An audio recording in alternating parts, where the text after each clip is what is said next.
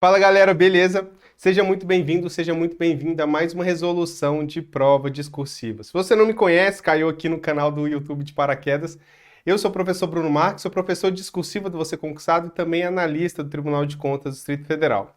Você Concursado aqui no YouTube, ele disponibiliza regularmente resoluções de provas discursivas, né, com temas de interesse dos nossos alunos, para que você possa aprimorar a sua preparação para a discursiva em concurso público. E funciona assim: a gente escolhe os temas com base nos comentários dos alunos. Então, se você tiver um tema de interesse, um concurso, uma banca, deixa nos comentários que pode ser o conteúdo da próxima aula de resolução de discursiva. E também aqueles temas que possuem mais curtidas, mais likes, né, eles são direcionados para a equipe para que possam trazer mais temas semelhantes àqueles. Então, se você curtiu o tema, curtiu a forma como foi ministrada a aula, você pode curtir aí, porque aí a tendência é que a gente tenha mais aulas assim aqui no canal, beleza? E por fim, eu aproveito para deixar aqui algumas orientações para a sua preparação. Primeiro, o link do enunciado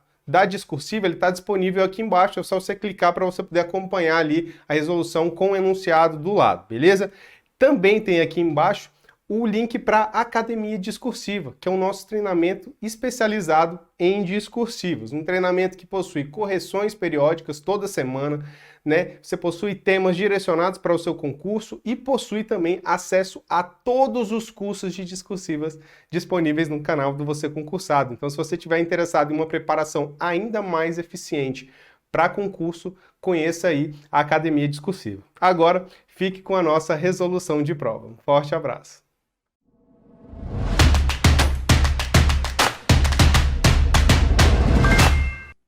Fala galera, beleza? Vamos resolver hoje uma prova da banca CEPERJ, né, elaborada aí pela equipe do Você Concursado, mas naquele modelo de questões de atualidade, de estilo redação da banca CEPERJ. Para poder responder essa questão, a gente vai utilizar a nossa estratégia de resolução, que é analisar o enunciado, montar um rascunho eficiente e, por fim, trazer uma proposta de resolução. Esse é o mesmo caminho que você vai seguir no dia da sua prova. Você vai pegar a sua prova, analisar o enunciado, montar o seu rascunho e trazer a proposta de resolução para o examinador, beleza? Então vamos lá. Questão aqui da banca CEPERJ, inédita 2022, elaborada pela equipe do Você Concursado. A questão ela traz aqui um pequeno texto motivador e aqui vem o comando da questão com o tema, tá? É uma questão bem interessante para poder ser respondida em até 30 linhas, né? Que não pede o título, mas que ele traz aqui uma série de perguntas, tá? Isso aqui facilita muito na hora de você montar o seu texto, tá? Então, no texto motivador aqui você já leu, não preciso ler aqui, mas fala um pouquinho sobre notícias falsas e tal. E aí vem, tendo como base esse assunto, né? Então, o assunto é o quê? Fake news, notícias falsas. É papel da imprensa e do Estado combater as notícias falsas? Né? Então, aqui é a primeira pergunta. Isso aqui é o quê? Isso aqui é o nosso tema, né? Pergunta-tema. É papel? Isso aqui é o que a banca quer que você responda. Só que ela também pede outras informações. Ó. Como as notícias falsas podem afetar o direito à cidadania? Quais as principais dificuldades de combater as notícias falsas e como a imprensa e o Estado devem atuar para coibir esse tipo de notícia? Né? Então, aqui a gente tem aqui, ó, uma pergunta dentro de outra, né? Então, quais as principais dificuldades de combater as notícias falsas e como a imprensa e o Estado devem atuar para coibir esse tipo de notícia? Então aqui a gente pode dividir a questão em tema e tópicos, né? Então aqui a gente tem o tópico 1, aqui a gente tem o tópico 2 e aqui a gente tem o tópico 3, né? Porque são informações que estão relacionadas com a questão do papel da imprensa e do Estado no combate às notícias falsas e que é importante responder. Por quê? Porque a banca pediu expressamente para poder responder. Então, ao pegar um enunciado da banca CEPERJ, em que a gente tenha mais de uma pergunta, né, a gente tem que identificar qual dessas perguntas é o tema, né? Que aí vai ser aquele que vai ficar na introdução, vai ser retomado lá na conclusão, vai ser utilizado para poder montar a tese, e quais a gente pode utilizar como argumentos para defender esse tema, ou seja, quais são os tópicos, né? E aí, identificando esses tópicos, aí fica claro. Agora, o cuidado que você tem que ter é o seguinte: se a banca ela trouxe várias perguntas, é porque ela já disse para você o que ela quer saber, tá? Então, não precisa ficar trazendo outras informações, você vai responder exatamente o que ela pediu. Agora, se ela traz o enunciado com uma questão só, aí beleza, aí é outro processo. Aí, como ela só trouxe uma questão, essa questão ela é o tema. Então você vai ter que montar os seus tópicos, né? Então os tópicos vão ter que ser montados pelo candidato. Por quê? Porque trouxe um tema só. Nesse caso, não aconteceu isso. A banca facilitou a sua vida, trouxe várias perguntas, então você só tem que responder essas perguntas. Como é que ficaria isso organizado aqui no nosso rascunho eficiente, né? O nosso rascunho eficiente ele tem como base a estrutura argumentativa dissertativa. Né? Então a gente teria que levantar assunto, tema, tese e os tópicos, beleza? Então o assunto, notícias falsas, né? Que é o que a gente consegue extrair lá do texto motivador, que é mais amplo, onde está incluído o tema. Né? O tema vai ser aquela primeira pergunta. É papel da imprensa e do Estado combater as notícias falsas? Né? Isso aqui vai servir de diretriz para a gente poder montar a nossa tese. A nossa tese vai ser o quê? Vai ser a resposta a essa pergunta. Então a resposta é: o papel da imprensa e do Estado é essencial no combate à disseminação das fake news, das notícias falsas. Veja que aqui eu não faço uma tese extraordinária. Às vezes a gente fica buscando teses extraordinárias para poder responder. Não. Tese simples. A tese é o quê? É uma afirmação acerca do tema, é uma resposta ao tema. Isso responde ao tema? Responde. Responde de forma satisfatória, trazendo inovação? Não, é só uma resposta, né? Por quê? Porque a gente não está aqui para poder inventar a roda, a gente está aqui para poder fazer um texto adequado. E isso aqui está adequado para o texto dissertativo, né? Porque é uma afirmação acerca do tema, beleza? E depois a gente pega e divide assim. As perguntas: como as notícias falsas podem afetar o direito à cidadania? Isso aqui vai ser o nosso tópico 1. Quais as principais dificuldades de se combater as notícias falsas? Isso aqui é o subtópico 2. E como a imprensa e o Estado devem atuar para coibir esse tipo de notícia, que é o subtópico 3. Então, a resposta a cada uma das perguntas vai ser o nosso tópico frasal, né? E aí, a fundamentação vai ser o que a gente chama de argumento principal, né? O que a gente vai utilizar na estrutura do nosso parágrafo de desenvolvimento.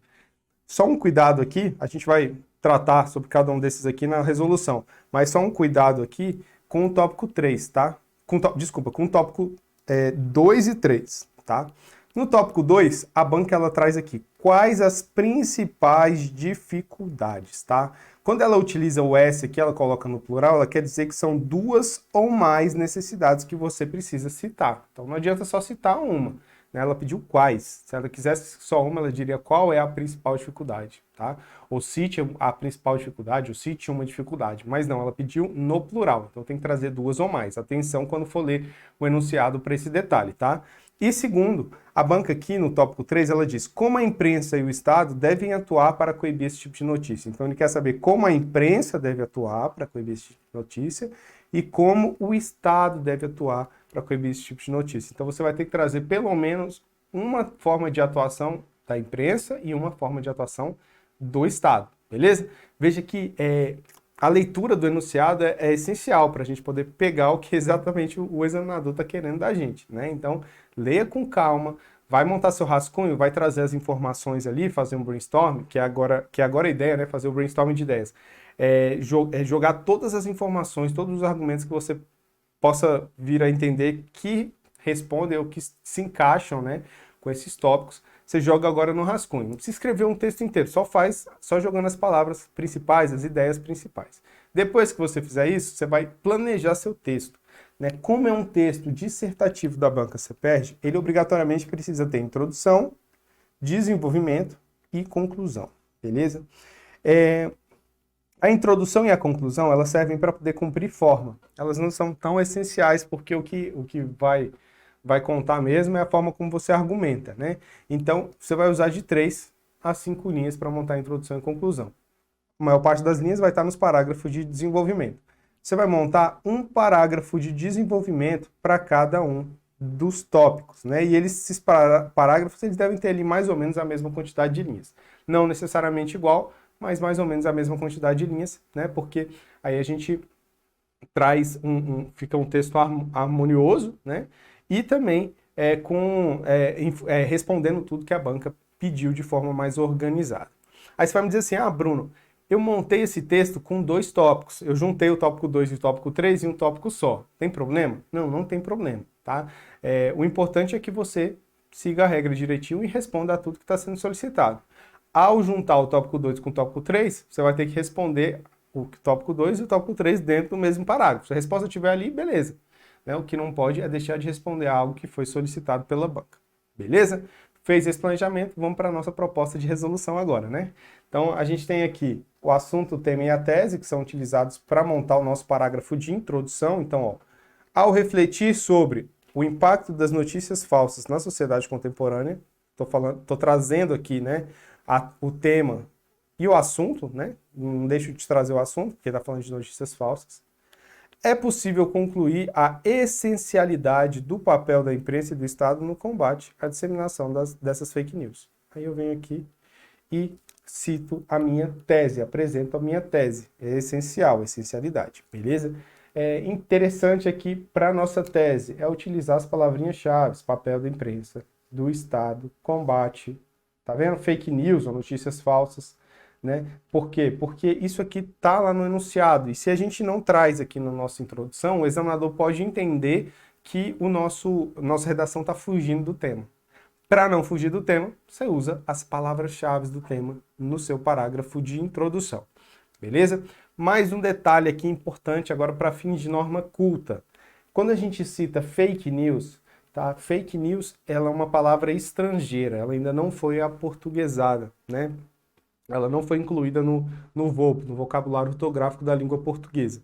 Então, ela precisa necessariamente vir entre aspas, tá? Então, sempre que você for citar uma palavra estrangeira no texto, ela tem que vir entre aspas, senão você vai perder ponto lá na norma culta, tá bom? Show de bola. Vamos lá, então, agora responder aos tópicos, né? Então, a gente trouxe a introdução, agora vamos responder o tópico 1. Como as notícias falsas podem afetar o direito à cidadania? Aí bem, preliminarmente, né, indica o início de argumentação. Cumpre destacar que as notícias falsas podem afetar diretamente o direito à cidadania. Então, aqui o meu tópico frasal, veja que ele não responde exatamente a pergunta de cara, mas ele faz referência a isso. Ele cita aqui, ó, notícias falsas e cidadania. Então, o examinador, quando lê esse primeiro período, ele vai identificar que o candidato está respondendo ao tópico 1. Mas aí vamos desenvolver agora a resposta, né? Segundo a Constituição Federal de 1988, isso aqui é um recurso de autoridade que você pode utilizar aí para praticamente todos os assuntos que vierem a ser cobrados, né? Porque você está estudando a Constituição Federal, né, para a prova objetiva, e lá trata sobre muitos assuntos. Então você consegue sempre adequar a Constituição Federal aí como recurso de autoridade. Aí ela diz o seguinte, ó, cabe ao cidadão defender direto ou indiretamente o interesse social e tomar decisões para o bem social, né? Então, quando eu digo aqui direto e indiretamente, né, direto seria pela participação ali popular mesmo, né, na atuação do Estado, do gestor, ou indiretamente por meio dos seus representantes, que é a questão do voto, né, enfim. Então, o cidadão, ele exerce a cidadania dessa forma. E qual é o objetivo da cidadania? É defender um interesse social, um interesse coletivo, beleza? Então, a Constituição prevê isso. Agora, olha como é que vai construindo o raciocínio. Todavia, esse processo de tomada de decisão, né, é prejudicado quando são veiculadas notícias falsas, pois elas interferem na legitimidade das ações, causam assimetria de informação e prejudicam as decisões tomadas pelos cidadãos, né? Então aí a gente tem o cidadão, ele precisa defender o interesse social, só que aí vem umas notícias falsas. Aí o cidadão, ele tem uma distorção acerca do que é real e do que não é, do que é prejudicial e do que não é. E aí, quando há essa distorção, né, o que a gente chama de assimetria de informação, é quando a informação verdadeira ela não chega da mesma forma a todo mundo, né, prejudica a tomada de decisão do cidadão. Então, o cidadão, na hora que ele vai, por exemplo, né, escolher um representante, ele toma a decisão dele com base, às vezes, em notícias que não são verdadeiras sobre um determinado representante ou não. E aí, com base nisso, ele acaba interferindo ali no seu pleno exercício da cidadania, né? Por exemplo, eu quero tomar decisões que sejam boas para o interesse social. Só que a partir do momento que eu não tenho as informações suficientes, as informações são erradas, quando eu vou tomar minha decisão, eu tomo com base em informações erradas. Então, a decisão acaba sendo errada para fins de interesse social. E isso prejudica a cidadania. Viu como é que foi o raciocínio? Você vem lá da Constituição Federal até concluir de que as notícias falsas afetam o pleno exercício da cidadania, que é o que justamente a gente conclui aqui, ó. Logo, que é o nosso fechamento, ó. As fake news impactam diretamente no pleno exercício da cidadania. Então a gente tem aqui tópico frasal, argumento principal, né, com recurso de autoridade, e o nosso fechamento, concluindo, né, com base nisso aqui e com base na resposta do que foi solicitado. Beleza? Vamos para o tópico 2, então. Quais as principais dificuldades de combater as notícias falsas? Aí vem, apesar de serem prejudiciais à sociedade, o que eu fiz aqui? Isso aqui eu estou ligando à informação que eu trouxe ao tópico 1, sobre as fake news e o prejuízo à cidadania. Tá? Então, é um elemento que a gente chama de coesivo também, né? Por isso que está em roxo aqui, é para poder fazer essa referência. O combate às notícias falsas é difícil. Então, eu afirmo aqui que é difícil. Não digo quais são as dificuldades, mas eu já digo é difícil. Aí quando o examinador for ler, ele vai falar, beleza, agora ele está respondendo ao tópico 2. Aí vamos agora para o nosso argumento principal.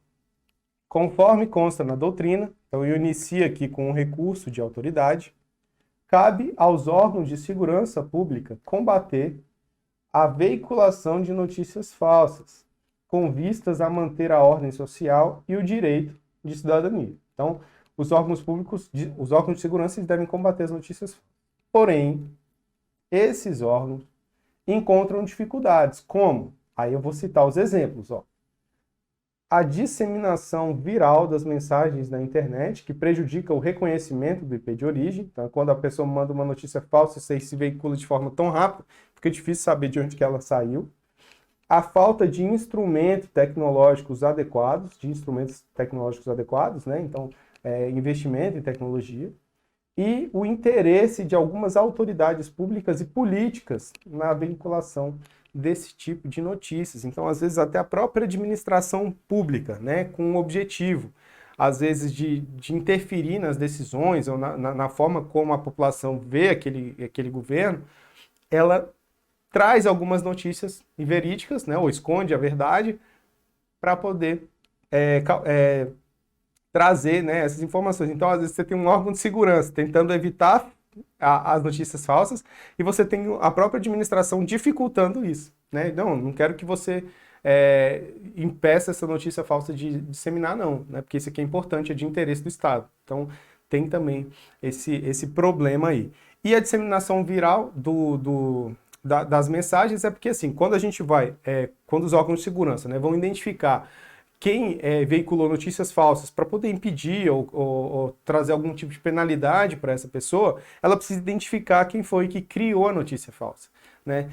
Mas a partir do momento que essas mensagens elas viralizam, né, fica difícil de identificar qual foi o IP de origem, ou seja, o computador ali, a pessoa, né, que fez aquela notícia. Como é muito difícil de identificar, fica difícil de penalizar. E como é difícil de penalizar, a pessoa que faz a notícia falsa se sente impune, né, e continua praticando esse crime, beleza? Então, aqui a gente trouxe dificuldades. Você poderia trazer várias outras dificuldades que são só exemplos. O importante sempre é trazer o máximo de informação.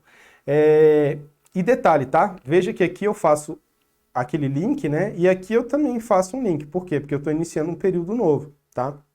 Então, esses links aqui, eles são importantes para fins de coesão, né? Que é um dos critérios aí da CEPERJ. Depois, tópico 3. Como a imprensa e o Estado devem atuar para coibir esse tipo de notícia? Por fim, ó, o elemento coesivo para finalizar o final, né, da argumentação. Diante dessas dificuldades, ó, vinculando lá ao tópico 2, que eu falei sobre as dificuldades, é necessário que a imprensa e o Estado atuem de forma conjunta para coibir esse tipo de notícia.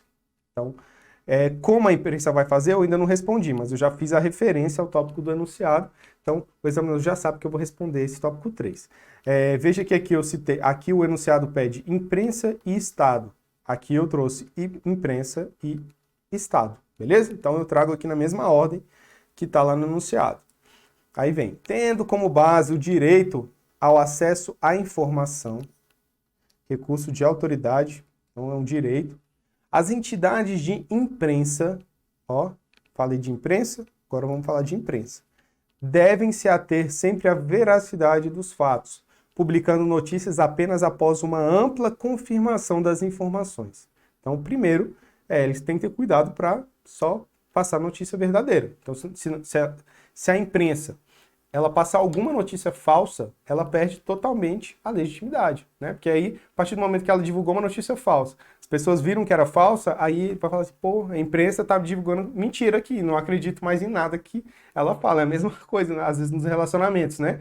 A pessoa fala uma mentira uma vez, você descobre, a partir daí tudo que a pessoa fala parece que é sempre mentira, né? Porque ela perdeu a legitimidade. Então é muito mais difícil dela mudar isso depois. Mas enfim, e aí vem aqui, ó. Então essa é uma das formas, né, de coibir as notícias falsas. E a outra, além disso, a imprensa elas podem exercer o papel de conscientizador social, alertando a população sobre a inveracidade de algumas notícias, de alguma notícia publicada na internet.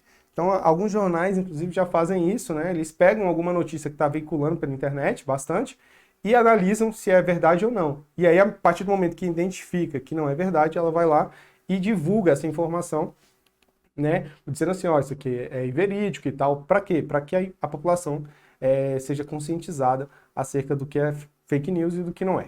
Beleza? Então, são formas, né, da imprensa atuar no combate às notícias falsas. Só que a banca pediu também como o Estado deve atuar, né? Então, no mesmo sentido, ó, cabe ao Estado atuar em conjunto com a imprensa a fim de auxiliar no procedimento de confirmação das informações falsas. Então, se tem uma informação que envolve algo relacionado ao governo, né? Então a imprensa vai lá e pergunta para o governo também faz essa análise aprofundada para verificar o que de fato é verdade e passa essa informação para ser divulgado pela imprensa, tá? Ademais, um elemento coesivo aditivo, né? Igual esse ou além disso, ó, deve investir em tecnologia para investigação de fake news, bem como punir efetivamente os responsáveis pelos crimes. Então, uma das dificuldades que a gente citou no parágrafo anterior foi justamente a falta de tecnologia necessária para combater. Então, aqui o Estado deveria investir nessas tecnologias e também investir em formas de penalização, né, em punição das pessoas. A gente pode até citar que já existe algumas leis, né? A própria LGPD é uma lei que garante aí, de certa forma, a veracidade dos fatos relacionados ao pessoal, né, a dados pessoais e tudo, mas ainda precisa que isso seja, na prática, realmente utilizado, né, penalizado ali as pessoas que divulgam essas informações falsas na internet, porque isso prejudica ali em escala diversos aspectos sociais, políticos e até econômicos do país, beleza? Então vamos lá. Aí fez aqui os parágrafos de desenvolvimento, agora é só trazer a nossa conclusão. Para isso a gente vai buscar a nossa tese, né? A conclusão ela tem que ser um reforço da tese. Então, ó, desse modo, percebe-se, então desse modo é um elemento conclusivo, tá? Percebe-se a importância da atuação da imprensa e do Estado no combate à disseminação das notícias falsas, sendo a ação em conjunto a melhor forma de coibir essa prática e garantir a cidadania. Então, aqui, ó, eu faço um reforço da minha tese. Se eu tiver mais linhas, eu posso trazer mais informações, posso trazer uma proposta de solução, uma proposta de intervenção, um resumo do que foi citado nos tópicos frasais, nos parágrafos de desenvolvimento, né? Então, assim, eu posso trazer uma série de informação. Só que eu acredito que com a introdução e 3 parágrafos de desenvolvimento, dificilmente você vai ter muitas linhas sobrando para fazer a conclusão. Então, só fazer esse reforço da tese aqui já é o suficiente para poder atender ao critério lá de estrutura textual solicitado pela banca CEPERJ, beleza? Então é isso, se tiver ficado com alguma dúvida, pode mandar uma mensagem para mim no Instagram, no Telegram, em qualquer uma das plataformas do Você Concursado. Forte abraço e bons estudos!